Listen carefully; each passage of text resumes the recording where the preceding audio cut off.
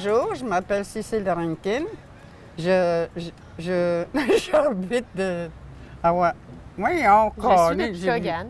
Je viens de Picogan, puis j'habite aujourd'hui à Wendake.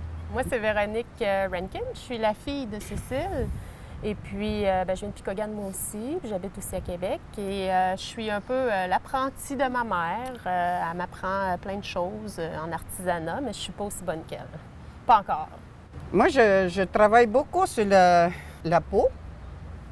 La peau, comme je fais des mocassins. Puis dans les pelles, je fais du pellage avec des dessins pour des gros mocassins. Puis celle-là que vous voyez ici, c'est des bandeaux. J'en fais beaucoup, celle-là aussi, puis j'en vends beaucoup, ça se vend très bien, ça. C'est toute ma mère qui m'a montré ça. Ça fait longtemps, je pense que j'avais le premier paire de mocassins, je pense que j'avais 10 ans. Aujourd'hui, j'ai 73. Fait que ça fait longtemps. Moi, qu'est-ce qu'il me dit ma mère quand je regardais beaucoup? Puis, qu'est-ce que tu fais ici, là? Qu'est-ce que tu fais? Écoute-moi bien, ma fille. Elle dit, regarde comme il faut. Elle dit, tu vas savoir. C'est de même que j'ai appris. Moi, ma mère, elle m'a plus appris, depuis que je suis toute petite, le perlage. Fait que ça, j'en fais beaucoup plus. Elle m'a appris aussi à faire des mocassins, mais ça, c'est un petit peu plus difficile, là. Ça demande plus de doigté puis de connaissances. Fait que moi aussi, ça fait longtemps, hein, depuis que je suis toute petite. Puis j'ai 3 filles. Puis ma mère, elle apprend à mes filles aussi à en faire. C'est elle qui les a gardées depuis qu'ils sont tout petites, là. Ils n'ont pas été en garderie. Fait que depuis qu'ils sont tout petites, mes filles sont initiées. Pendant que ma mère fait son perlage, bien, mes filles avaient leur petit kit puis apprenaient en regardant comme grand-maman. C'est important de ne pas perdre ce que nos mères nous ont transmis. Puis moi, fait que moi, avec mes enfants, mes petits-enfants, je les transmets à mesure. Et quand je vais mourir, c'est eux autres qui vont prendre la relève. C'est ça que je vois demain. Un verrou? Je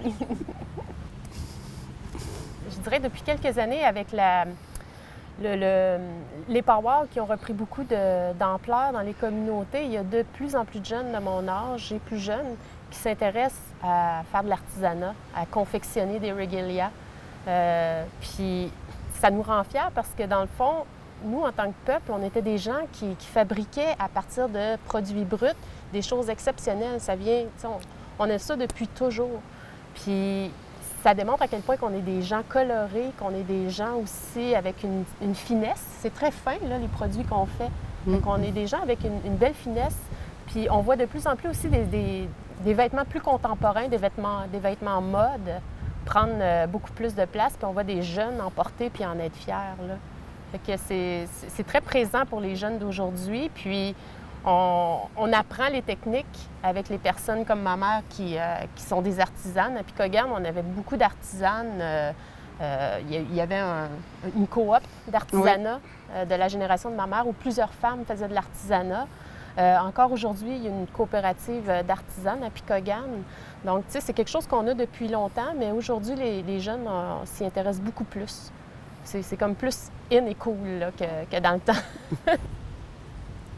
Il y a la génération de ma grand-mère qui était aussi très sollicitée par la communauté pour faire des objets pour décorer, dans le fond, différents bâtiments de notre communauté. Puis si on va à Picogan puis qu'on voit l'église, le chemin de croix de l'église est tout fait sur des peaux de castor avec des personnages tressés en cuir. Puis ça, c'est toutes les artisanes de la génération de ma grand-mère qui les avaient fait. Notre tabernacle est fait en tipi, parce que Picogan, ça veut dire tipi.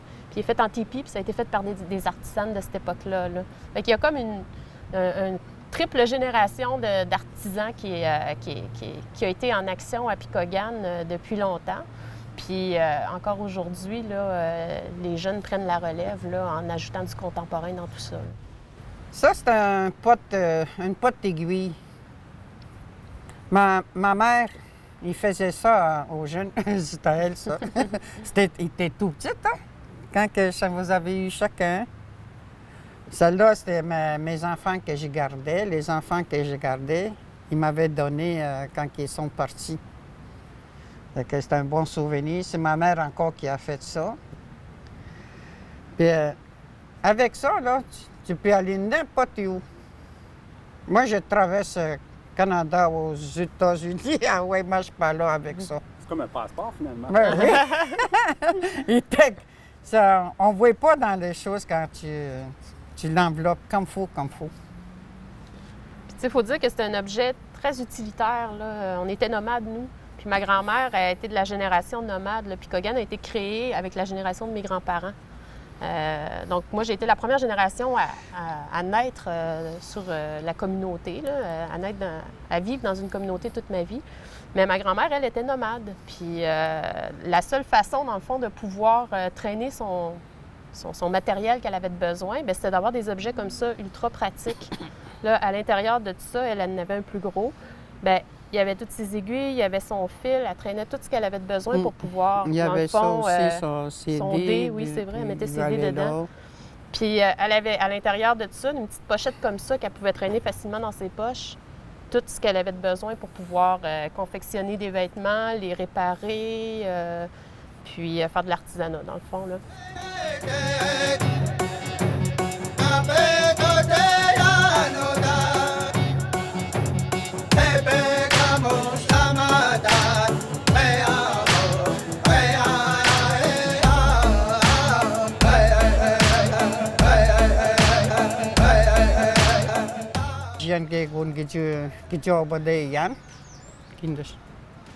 Merci de nous avoir invités pour qu'on puisse vous présenter l'artisanat Anishinaabe. Petit miigwech.